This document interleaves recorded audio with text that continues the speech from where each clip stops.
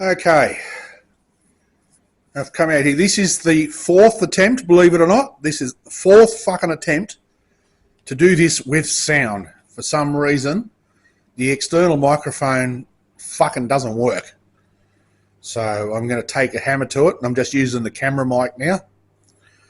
So let's try again.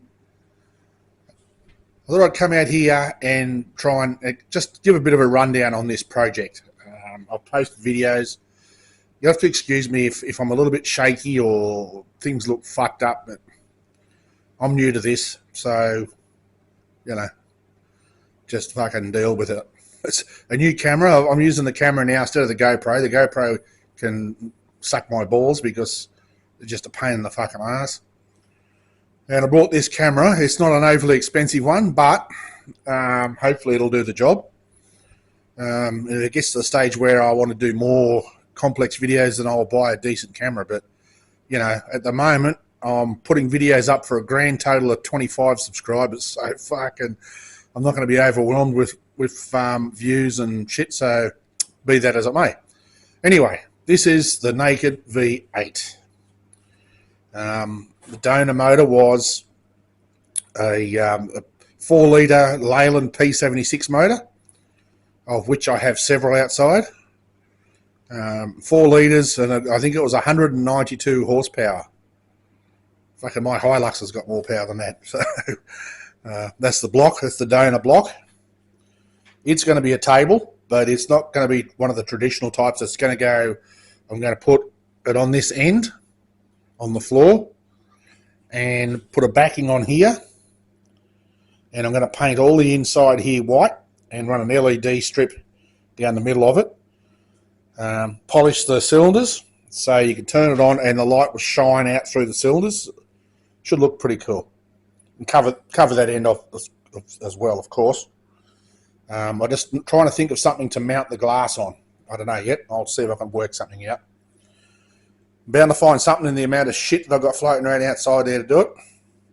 So yeah, but it's going to take a bit of cleaning.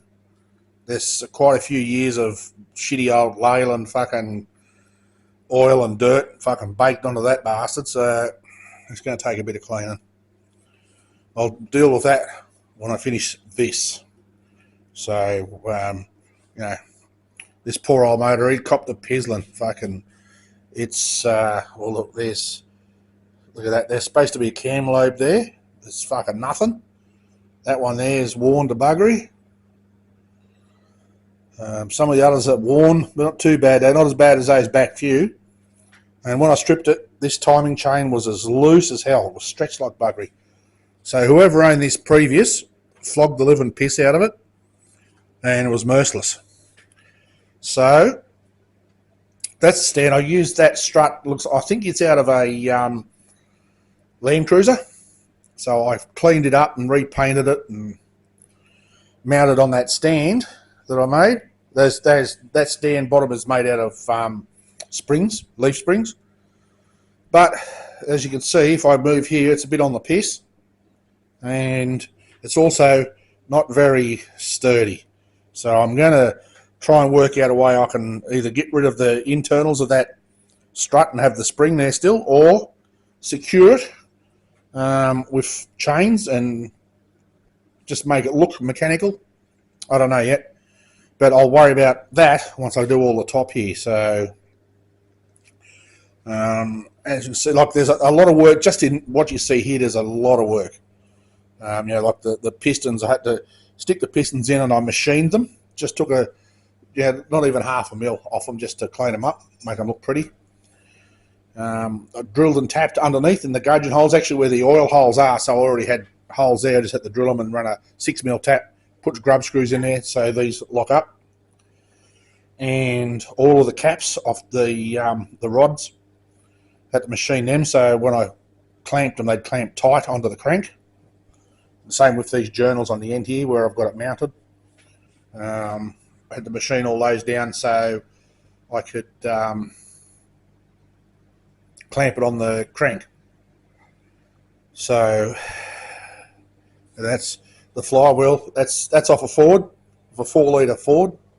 Thanks, Roachy. Because the motors I got didn't come with flywheels on, and I couldn't be fucked going down to the wreckers try and pick up a drive plate. Well, flywheel adds too much weight to it, so drive plate. Once I mount the heads, I'm going to make brackets that'll sit over these that I made and just weld them onto it somewhere where you can't see it so much. And I'll just have rods like a flat bar, probably an inch wide, that comes out here with 2 holes in it that I'll drill and bolt the heads on. So instead of the heads being ideally supposed to be about here, I lift them up to about here. So I'm going to go and get myself a couple of lengths of bright steel bar, 8mm or whatever the fuck it is, and make new push rods for it. And make it look like, so it won't look like they're suspended in midair, I suppose, but there won't be a whole lot of gunky shit hanging off it, And I'm coming up with ideas to mount the lifters in here, because the picture of the naked V8 that's getting around, if you have a look at it, the guy welded, there's chunks of fucking weld on each side of the lifter. It looks bloody terrible. So I'm going to come up with something different. Probably just a thin bit of flat bar, and just with it scalloped out to fit the lifters in. So the flat bar will be sitting underneath, so you won't see that much of it. And then I can tack the lifters to the flat bar, and the flat bar will probably come to the end here. So it'll be a little bit, the lifters will be independent of the cams. I won't have to weld them onto the cam. It doesn't work. I tried just testing on this old Chev cam, and you can see here, I welded one of the old lifters on that I got out of the flathead when I did the coffee table, and I give it a light tap with the hammer, and it broke off. So it's not welding is not, and it looks untidy. It looks ugly. So that's why I did these heads this way, because on the naked V8, we just had the valves and the rocker gear and everything welded onto a bit of flat bar, and it looked untidy. So I degreased and sandblasted these the other day, but because my grit's not aggressive enough, and because my compressor's not really big enough, it's hard to keep up with the air. So I brought them in and scraped what was left, the carbon, with a screwdriver, and then hit it with the Dremel and a couple of little wire oils. So I went through about 8 of those bastards, cleaning those out, clean sorry for the noise, clean the spark plug holes because there was shit everywhere in there. So I'm going to put spark plugs in them, and I'm sort of seriously considering, even though there's one missing, is putting leads on that distributor once it goes on. I don't know. It might make it look a little bit too complicated. I'm not sure. But I'm going to go through and paint all of the water jackets. I'm going to paint inside those blue. Inside the exhaust ports, I'm going to paint red. And inside of the inlet ports there, I'm going to paint, I don't know, probably green. See all these big water jackets here, they'll be all painted blue. So that should look fairly neat once the heads are mounted with all of the valves. That's why I machined so much out of these to bring them right down, trim them down, so there's not much up there, So I think they'll look good. These I fucked around the other day. I sectioned out that fuel pump so you can see what goes on inside, and it mounts around here. Whoops, wrong way, dickhead. That way. So it's out the front. You can see, and I'll just weld it underneath. It won't take much. Just give it a weld from behind so you can't see it. And the same with this. This gear will go on, and because it's not straight, it's actually at an angle. So I'll weld that from behind so you can't see it. And still got to finish cleaning it up a bit here, obviously, because I've got to pull it apart again. So I can clean up all in here and V out that centre section there properly. Got to clean it, degrease it, and again, it's the same as the motor. It's got fucking years of Leyland shit stuck on it.